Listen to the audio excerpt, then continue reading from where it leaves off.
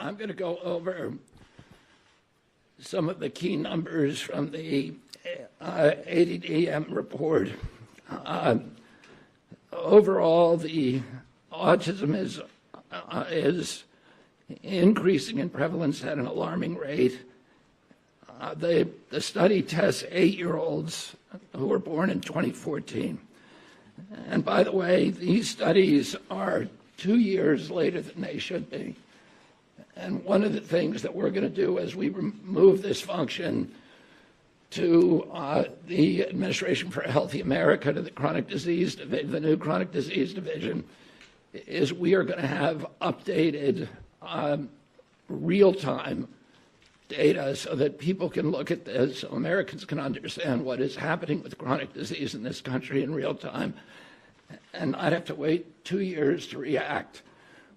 We don't wait 2 years to react to a measles epidemic, and we should not, or any kind of infectious disease. We shouldn't have to do that for diabetes or autism.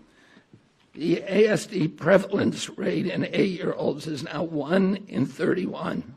Shocking. There's an extreme risk for boys. Overall, the risk for boys of getting an autism diagnosis in this country is now 1 in 20. And as high in California, which has the best data collection. So it probably also reflects the national trend, 1 in 12.5 boys. This is part of an unrelenting upward trend. The prevalence 2 years ago was 1 in 36. Since the first ADDM report in 1990, which was 1992 births, autism has increased by a factor of 4.8. That's 480%, I believe. The first ADDM survey was 22 years ago, when prevalence was 1 in 150 children. In all the core states, the trend is consistently upward, and most cases now are severe. So about 25% of the kids who are diagnosed with autism are nonverbal, non-toilet trained, and have other stereotypical features, head banging, tactile and light sensitivities, stimming, toe walking, etc. One of the things that I think that we need to move away from today is this ideology that the autism diagnosis, that the autism prevalence increases, the relentless increases, are simply artifacts of better diagnoses, better recognition, or changing diagnostic criteria. If you look at Table 3 of the ADDM report, it's clear that the rates are real, that they are increasing in the last 10 years, which is the beginning with the first one, year by year, there is a steady, relentless increase. I want to, because this epidemic denial has become a feature in the mainstream media, and it's based on an industry canard. And obviously, there are people who don't want us to look at environmental exposures, and so I want to just read you some of a little excerpts from some of the older studies. The baseline for autism in this country was established with the largest epidemiological study in history, a study of all 900,000 children in the state of Wisconsin, children under the age of 12. They found 0.7 children had autism in every 10,000. That's less than 1 in 10,000. Today we're at 1 in 31.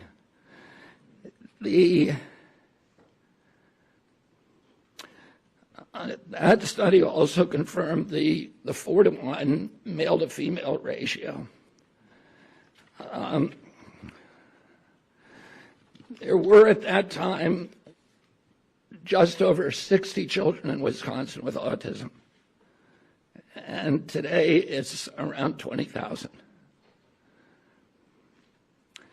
In 1987, there was another exhaustive study, a peer-reviewed study in North Dakota, set out to count every child in the state with a pervasive developmental disorder, including autism.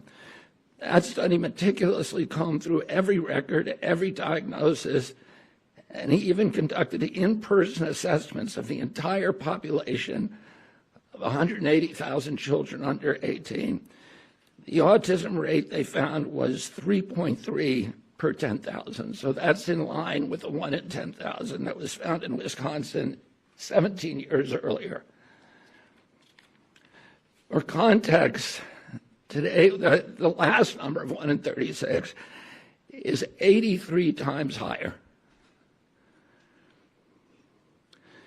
In 1987, out of every 1 million kids, 330 were diagnosed with autism. Today, there are 27,777 for every million.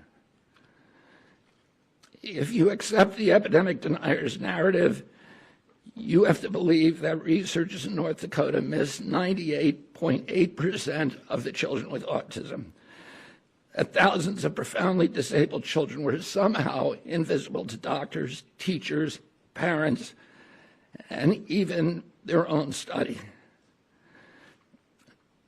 The same researchers who followed the original cohort for 12 years to double-check their number, they went back in 2000 and found that they had missed exactly one child.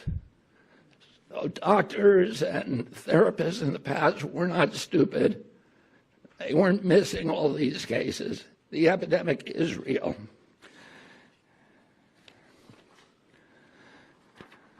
Between 1959 and 1965, researchers from 14 hospitals associated with major universities undertook the National Collaborative Perinatal Project, tracking 30,000 children from birth to age 8.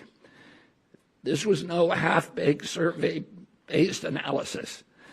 The study conducted 9 separate screenings covering neurology, psychology, speech, language, hearing, and visual function. Every developmental quirk, anomaly, and disorder was logged with painstaking detail. Autism, a condition characterized by profound impairments in social communication and behavior, would have stood out like a neon sign. There were 14 cases. That's 4.7 per 10,000.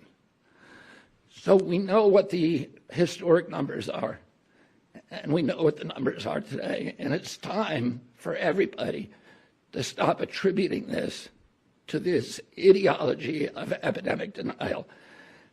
In 2009, the California State Legislature charged the Mind Institute at UC Davis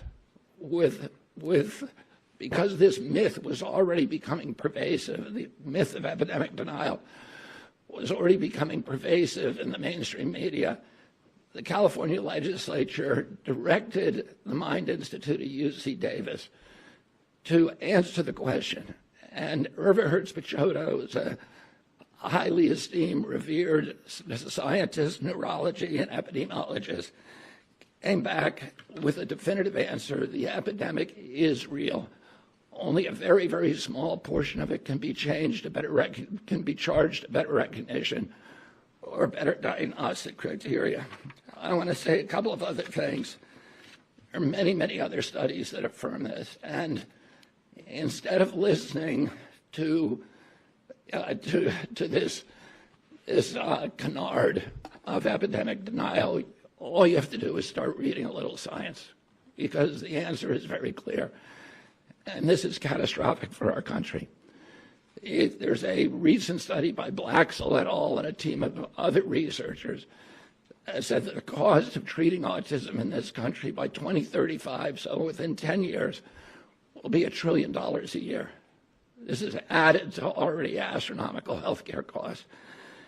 And then there's an individual injury. These are kids that, this is a preventable disease. We know it's an environmental exposure. It has to be. Genes do not cause epidemics. They can provide a vulnerability. You need an environmental toxin. And Irva Hertz-Pachoda pointed out that because of this mythology, that the amount of money and resources put into studying genetic causes, which is a dead end, has been historically 10 to 20 times the amount spent by NIH and other agencies to study environmental factors, to study exposures, to study external factors, and that's where we're going to find the answer.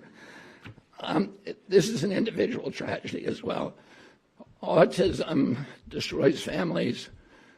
More importantly, it destroys our greatest resource, which are our children. These are children who should not be suffering like this. These are kids who, many of them were fully functional and regressed because of some environmental exposure into autism when they're 2 years old. And these are kids who will never pay taxes. They'll never hold a job. They'll never play baseball. They'll never write a poem. They'll never go out on a date. Many of them will never use a toilet unassisted. And we have to recognize we are doing this to our children, and we need to put an end to it.